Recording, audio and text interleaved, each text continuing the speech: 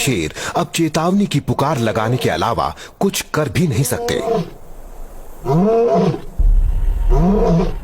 मगर उनकी पुकार कोई नहीं सुन रहा। अब तो जंग होनी ही है।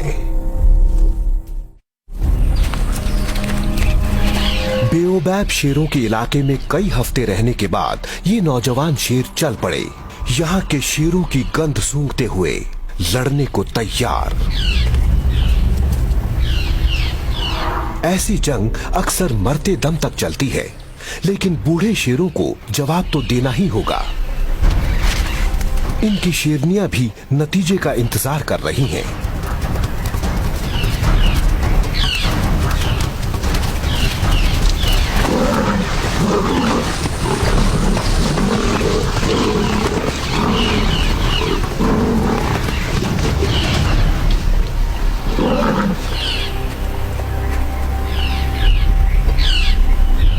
लड़ाई एक तरफा थी और जल्द ही खत्म हो गई।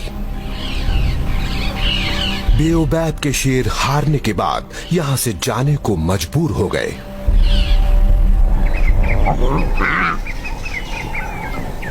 अब इस परिवार के बच्चे खतरे में हैं। नए सुल्तान पुराने बादशाह की किसी भी औलाद को मारने से नहीं हिचकेंगे। उनके बचे रहने का एक ही रास्ता है, अपनी माँ के साथ यहाँ से भाग जाएं। लेकिन अकेली माँ को तब तक बिना मदद के शिकार करना होगा जब तक उसके बच्चे कम से कम 1 साल के नहीं हो जाते। तब तक उसे अपने बच्चों को खिलाना पड़ेगा और उनकी हिफाजत करनी होगी। उसके भागने के बाद बाहरी शेरों ने बची हुई शेरनियों के साथ सहवास करना शुरू कर दिया। इनका मकसद सिर्फ एक है, आने वाली पीढ़ी में इनकी जीन्स हो, तभी तो इस इलाके पर इनकी दावेदारी मजबूत हो पाएगी। इन शेरों ने अपना भविष्य बनाना शुरू कर दिया है, लेकिन पहले इन्हें इस जानलेवा मौसम से निपटना होगा।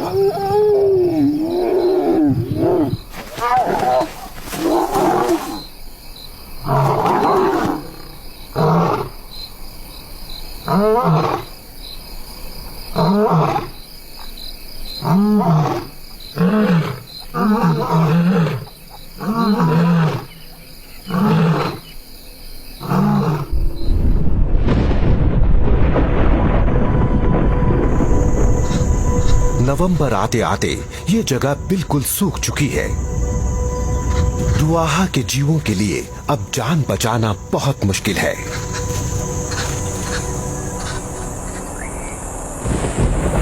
लेकिन तभी दूर आसमान में बिजली कड़की तो उम्मीद की एक नई किरण नजर आई।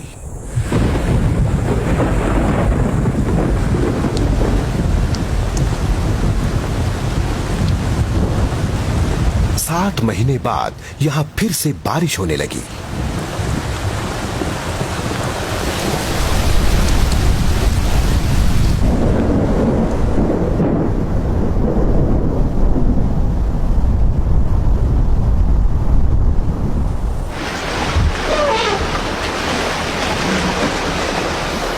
कुछ ही हफ्तों में यहां जिंदगी देने वाले पानी की बहार आ गई।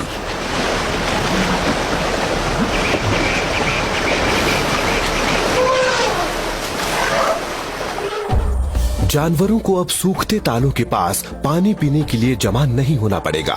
अब तो ये इन हरे भरे मैदानों में घूम सकते हैं। हर जगह पानी मिलेगा, हर जगह हरी भरी घास मिलेगी।